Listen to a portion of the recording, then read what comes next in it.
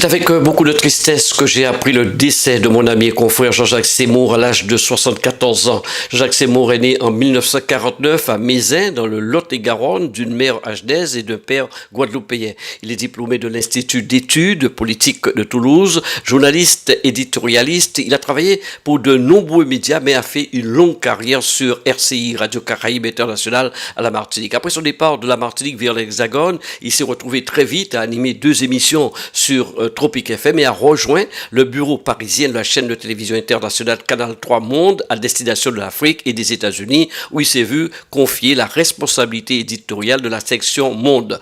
Depuis 2022, l'ex-voix légendaire de Radio Caraïbes Internationale présentait l'édito de Jean-Jacques Seymour sur Radio Fusion Martinique. Jean-Jacques Seymour s'intéressait beaucoup aussi aux régions qui entourent les Antilles-Guyane. Il a publié plusieurs ouvrages, dont une obsession nommée Hugo, sur Hugo Chavez, Les chemins des proies, une histoire de la flébus chez Ibis Rouge en 2010 et la Caraïbe face à la mondialisation, toujours chez Ibis Rouge en 2010. Puis en mars, il publie Cuba, où il explique comment les Cubains étaient soignés avec des plantes médicinales en plein embargo décrété par les États-Unis, où il n'y avait aucun médicament dans les pharmacies. Récemment, il avait créé une web radio intitulée Globe Radio. J'ai eu à interroger Jean-Jacques Seymour plusieurs fois. Je vous propose de revoir une émission qu'il avait accepté de faire avec ma complicité. Il s'agit de 5 questions à Pierre Thomas, délégué outre-mer à la ville de Paris. Bien entendu, j'ai une pensée très forte pour son épouse Claudine ainsi qu'à tous ses proches.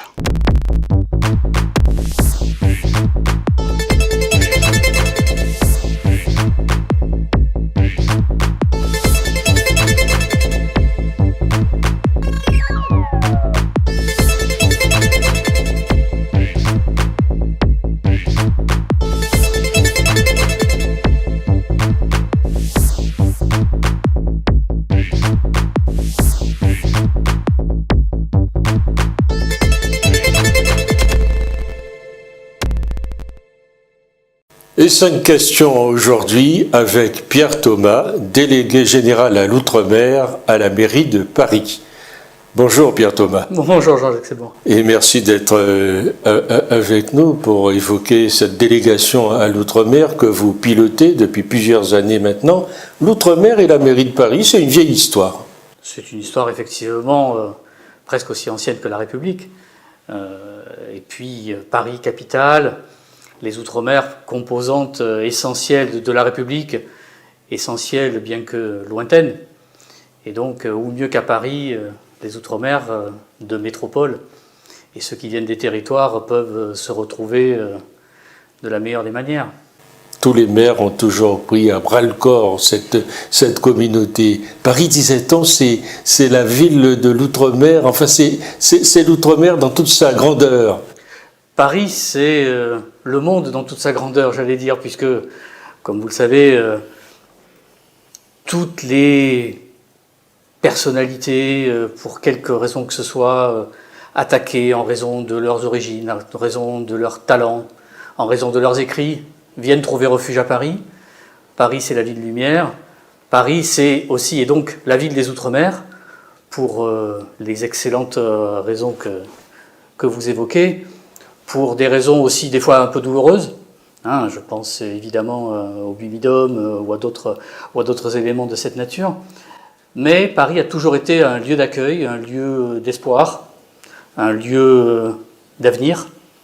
Et c'est tout naturellement que Paris se devait, comme vous le disiez, quelles que soient les municipalités, enfin Paris se doit d'être une terre, et est une terre ultramarine. Je n'oserais pas dire la première, ce serait présomptueux, mais une terre ultramarine essentielle. Mais comment justement se fait l'accueil de ces ultramarins encore aujourd'hui ? On n'a plus le Bumidum, on n'a plus tout cela.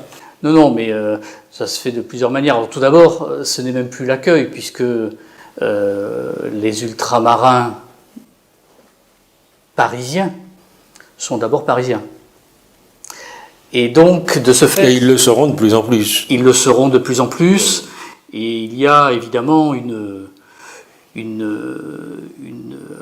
un élément directement parisien et également très lié à chacun des territoires, Donc cette osmose qui se fait presque en chacun sur son élément d'origine se retrouve à Paris, et la première mission de la délégation à l'outre-mer, c'est de prendre en compte l'ensemble des sujets qui concernent les ultramarins parisiens.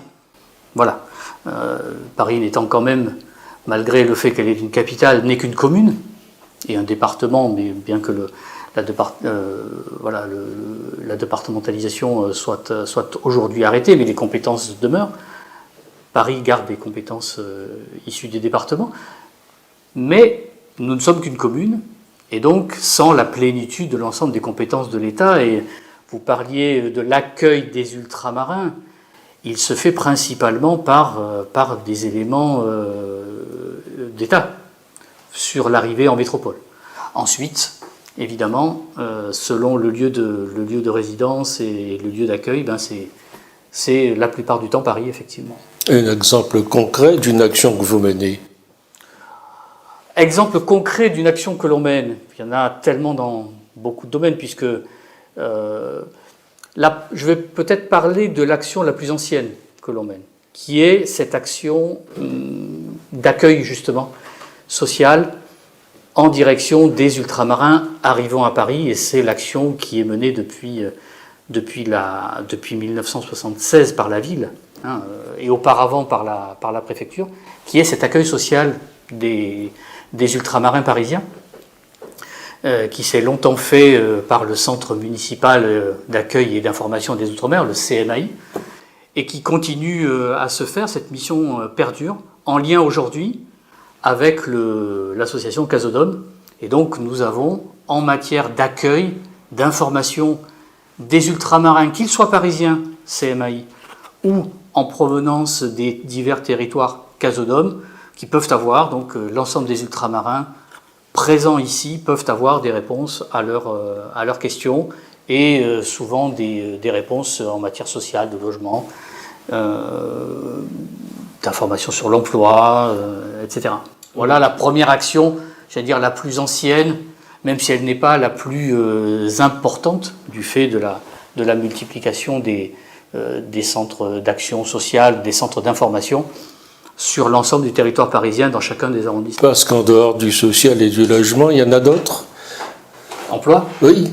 L'emploi? Oui, l'emploi. Oui. Oui, des aides à l'emploi, la formation également. Voilà les quatre axes de cette action mutualisée qui perdure en complément de tout type d'accueil qui peut être réalisé dans chacune des mairies d'arrondissement pour des ultramarins qui ne souhaiteraient pas ou qui ne pourraient pas se présenter en mairie d'arrondissement pour cela. Donc voilà, nous le faisons depuis longtemps et nous continuons à le faire. La ville de Paris continue à le faire, bien sûr, de manière extrêmement spécifique pour les Outre-mer, par cette histoire qui nous lie. Et d'ailleurs, on aurait dû commencer par là. Quelles sont les valeurs qui vous portent et que vous défendez? On peut imaginer des valeurs de citoyenneté, ça nous semble tout à fait évident, au vu de votre propos. Elles sont valeurs utopistes aussi, peut-être, des valeurs populaires, des valeurs issues des milieux associatifs, parce qu'on vous voit beaucoup dans les associations. Elles sont basiquement les valeurs de la République. C'est vraiment les trois grandes idées de liberté, d'égalité et de fraternité. Alors, ça a du sens ici. Ça a du sens ici. Alors, ça n'étonnera personne pour Paris. On l'évoquait au début de notre discussion. On vient à Paris pour la liberté. On y est pour l'égalité, pour la justice et pour la fraternité que cette ville accorde et donne à chacun de ses enfants, à chacun des citoyens qui la composent. Et c'est vrai que ce sont des valeurs qui sont aussi très liées à l'histoire. On a parlé récemment de Victor Hugo, avec en particulier la restauration de sa maison de Guernesey. Victor Hugo qui disait « Le genre humain a des droits sur Paris », voulant dire par là que c'est à Paris que l'ensemble des éléments relatifs à l'humanité se cristallisent. Et qui dit humanité dit Outre-mer, puisque c'est vraiment un des aspects, moi, qui me meut le plus et qui me fait le plus avancer c'est cet élément d'humanité, d'inclusion de l'ensemble des Parisiens dans ce côté humain, un peu à la manière des rhizomes d'Édouard Glissant, bien sûr. Voilà, ce monde en rhizome, égal et surtout fraternel. La fraternité étant évidemment des trois idées, la seule qui ne se décrète pas, mais qui se vit. Qui se vit absolument. On vous voit beaucoup dans le milieu associatif. Oui, bien sûr. Vous fréquentez beaucoup nos associations encore. La collaboration avec ces associations peut être-elle bénéfique? Elle est essentielle. Elle est essentielle parce que sans les associations, pas de vie de quartier, pas d'échange, pas de partage, pas d'action. Ce n'est pas des actions que mène la ville, la mairie de Paris, qui pourraient à elle seule permettre à l'ensemble des ultramarins d'échanger, de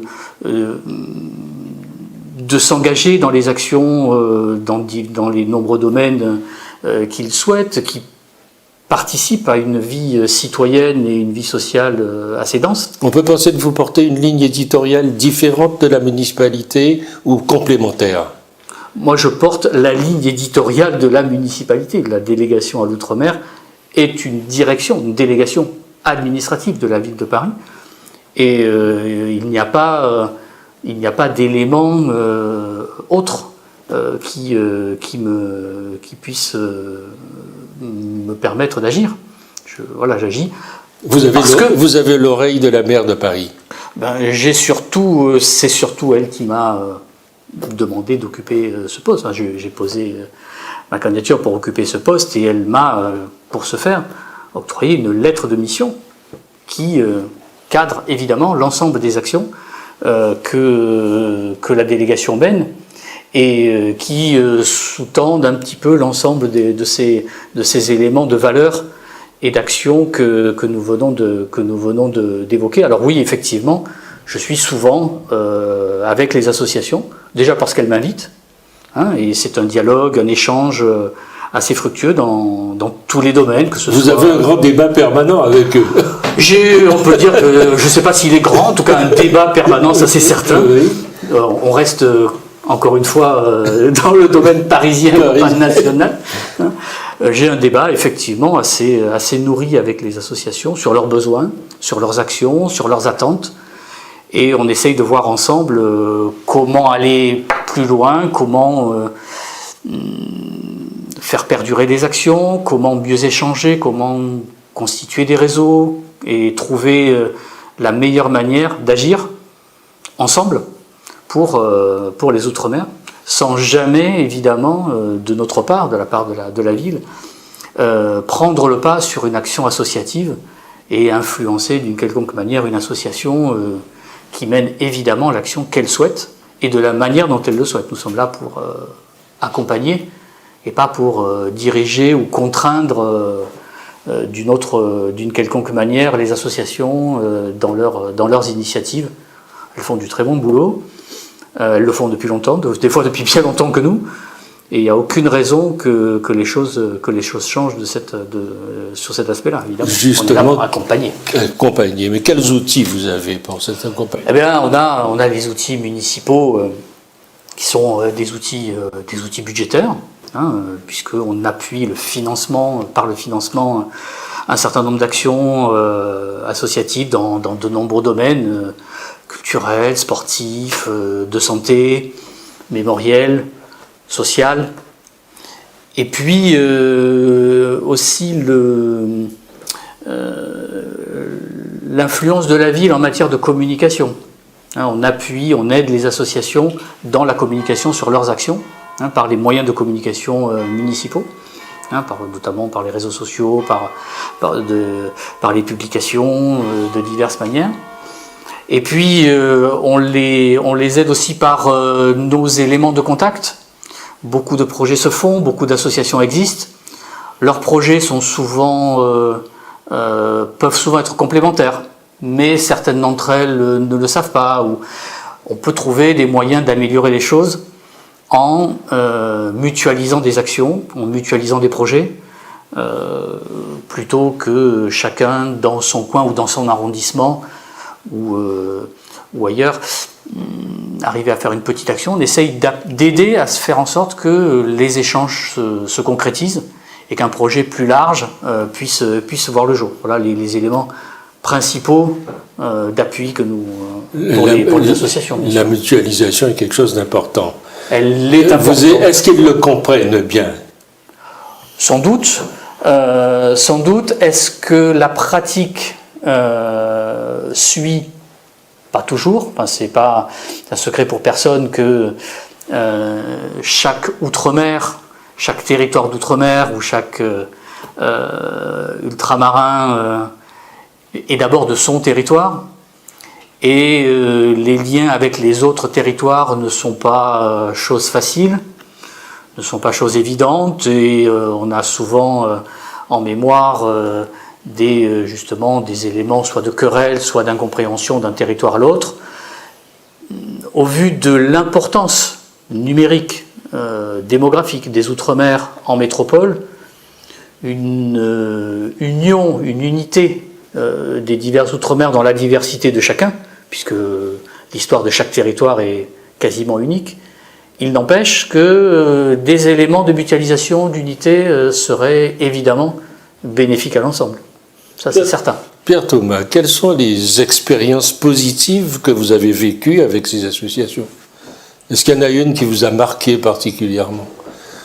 Des expériences positives, oui. Je ne dis pas il n'y en a qu'une, il y en a presque trop. Mais il y en a une qui vous a marqué, sûrement. Une qui m'a marqué, c'est... alors j'en ai même deux. C'est l'engouement de l'ensemble des Outre-mer et la solidarité de l'ensemble des Outre-mer, des associations, des territoires, lorsqu'un élément dramatique ou douloureux est en jeu. La drépanocytose, par exemple. Voir que lorsque, notamment l'association de prévention et d'information sur la drépanocytose, que la PIPD que préside Jenny Hippocrate, organise un événement pour sensibiliser à ce drame qu'est la drépanocytose, tout le monde est là. Tout le monde est là, toutes les associations sont là, quel que soit leur territoire d'origine, quel que soit le type d'action qu'elles mènent, les personnalités, les personnes du quotidien, tout le monde se rassemble pour cette cause. Et même chose, par exemple, lorsque l'ouragan Irma a frappé Saint-Martin, Saint-Barthélemy, et puis Maria ensuite, notamment la Guadeloupe, tout le monde était là. Tout le monde a apporté quelque chose, tout le monde a essayé d'aider, quel que soit, là encore, le lieu d'où il vient. Voilà une première idée. Voilà, ce qui m'a le plus marqué, c'est cette solidarité-là, des Outre-mer, les uns envers les autres, et en regard avec notre sujet précédent sur les possibles tensions, divisions, incompréhension de chacun. Lorsqu'un vrai sujet se présente, tout le monde est là. Et ça, c'est magnifique. Vous êtes délégué général à l'Outre-mer à la mairie de Paris. Et puis, au ministère, il y a aussi un autre délégué. Quelles sont vos relations avec lui? Direction. Oui. C'est la direction générale des Outre-mer du ministère des Outre-mer. Oui. Alors, les relations, elles sont administratives. Hein, elles ne sont pas extrêmement importante, puisqu'en fait le lien se fait la plupart du temps via le cabinet de la ministre des Outre-mer. Et par ce biais-là, effectivement, les actions sont menées lorsqu'elles doivent l'être. Et le lien direct, alors c'est vrai qu'on nous confond souvent, sans doute l'un l'autre reçoit du courrier qui doit échoir à l'autre délégation ou direction. On parle même de doublons quelquefois. Non, parce que justement, comme on le disait au début, nous restons très municipaux, nous restons très parisiens, premièrement. Et puis, lorsque, évidemment, nous travaillons avec des collectivités de chacun des territoires, nous le faisons de collectivité à collectivité. jamais sur des sujets qui sont de la compétence directe et première de l'État. Nous pouvons agir en complément. Nous faisons très très très attention à ce qu'il n'y ait pas de doublons parce que, premièrement, ça ne sert à rien. Ensuite, ça coûte cher. Et enfin, ça nuit à tout le monde. Donc c'est plutôt complémentaire et on est très attaché à cette complémentarité que l'on vit de manière très, très tranquille et très, très fructueuse. De collectivité à collectivité, vous avez accompagné la maire de Paris dans son voyage antillais récemment. Oui, bien sûr. Oui, oui évidemment, c'est un des aspects, des autres aspects de une autre mission de la délégation, qui est de favoriser les échanges entre la ville de Paris et l'ensemble, enfin le plus de collectivités d'outre-mer possible. Nous avons d'ores et déjà un certain nombre d'accords et de coopération avec notamment le Conseil régional de Guadeloupe, le Conseil territorial de Martinique, avec le Conseil départemental de Mayotte, celui de la Réunion, avec Saint-Denis de la Réunion, voilà. Et des échanges ont eu lieu lors du déplacement que vous évoquez, avec en particulier les villes de Pointe-à-Pitre, de Fort-de-France. Et également a été signée une convention sur la gestion de l'eau en Guadeloupe, qui a justement mutualisé et permis de réunir autour d'une table pour un même projet le Conseil régional de Guadeloupe, le Conseil départemental, l'État, la ville de Paris, Hauts-de-Paris, pour mener ensemble un projet qui va faciliter la gestion, l'approvisionnement et l'organisation des réseaux d'eau en Guadeloupe. Voilà un des exemples de la coopération que Paris peut mener avec les collectivités d'outre-mer. Voilà donc un exemple concret qui est aussi conduit avec la délégation générale à l'outre-mer que vous pilotez. Il y a quelque chose qui nous frappe aujourd'hui lorsqu'on parlait de social tout à l'heure, de solidarité. Il y a quelque chose qui nous frappe lorsqu'on se promène dans Paris, c'est le nombre de plus en plus important de nos compatriotes antillais que l'on retrouve à la rue aujourd'hui, qui sont dans une situation précaire qui n'existait pas. Est-ce que c'est quelque chose que vous avez dans votre viseur, que vous surveillez et dont vous parlez avec la maire de Paris? Alors c'est un des éléments importants de l'action sociale qui est menée. Comme je le disais tout à l'heure, cette action sociale, elle s'adresse en priorité à celles et ceux qui, justement, n'ont pas toujours la possibilité de s'adresser au secteur social, j'allais dire, de droit commun dans les arrondissements, mais qui, pour une raison ou pour une autre, sont dans une situation telle qu'ils ont besoin d'une aide spécifique. Et donc, c'était une des raisons de la mutualisation de l'action sociale du CMAI avec le Casodome, et c'est un phénomène qu'effectivement nous avons constaté et sur lequel nous essayons de prendre d'avoir des mesures un peu spécifiques qui permettent d'aller de manière complémentaire dans les actions sociales qui sont menées de manière générale par la ville. Et d'ores et déjà, les ultramarins, vous avez raison, comme beaucoup de Parisiens, sont dans des situations précaires de plus en plus fréquemment, et souvent également de manière inattendue, subite, qui nécessite des réponses rapides. Et donc la mutualisation du travail avec les associations permet une meilleure rapidité d'action et, autant que faire se peut, des solutions pour ces personnes. Peut-être quelquefois aussi il y a des dispositifs qui sont mal connus, qui sont mal utilisés ou qui sont restrictifs, donc il y a peut-être une information là aussi à apporter. Oui, c'est dans le CMA, il y a information, évidemment, sur les dispositifs sociaux de droit commun, et de plus en plus, évidemment, la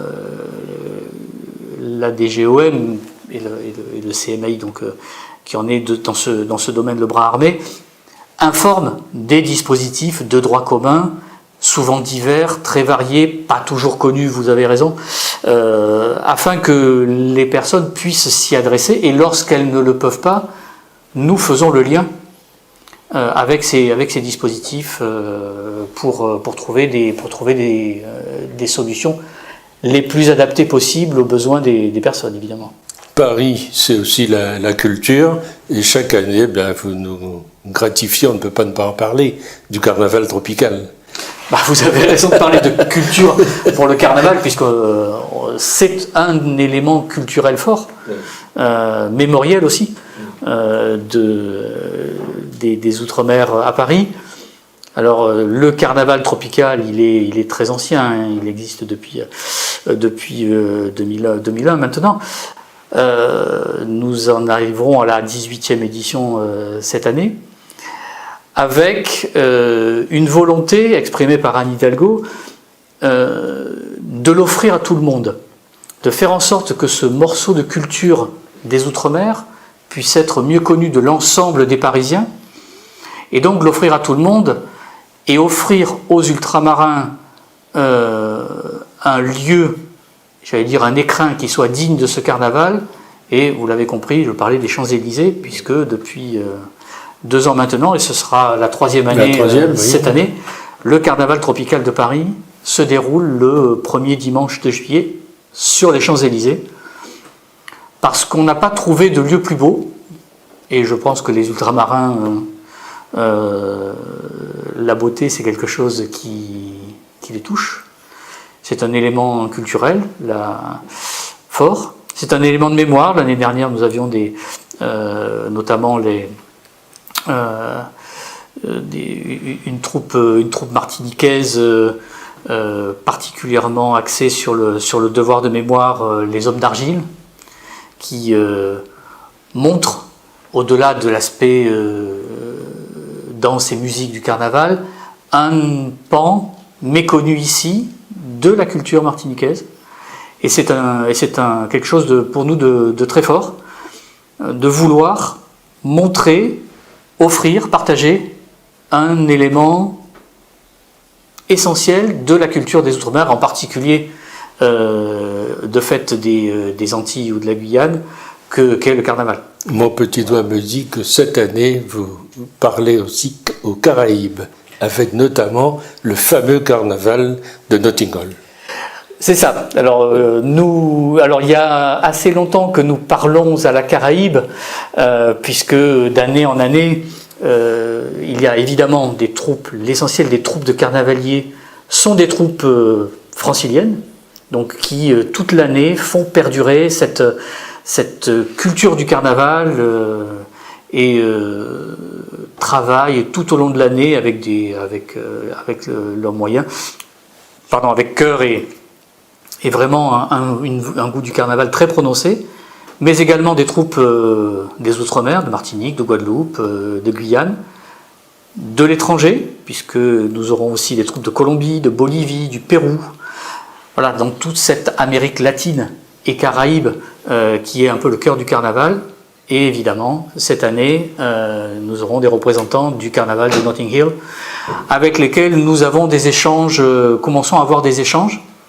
Alors certes, on n'est pas dans la même catégorie, ça tout le monde l'aura compris, mais Notting Hill est un exemple, à la fois en termes de vivacité culturelle, de diversité, mais aussi d'organisation, et cet élément-là est déterminant, sur les Champs-Élysées notamment, pour que le carnaval puisse être un événement qui soit pérenne et qui devienne, au fil des années, un véritable événement parisien.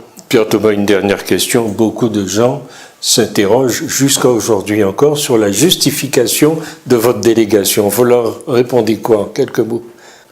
Alors, c'est tout simple.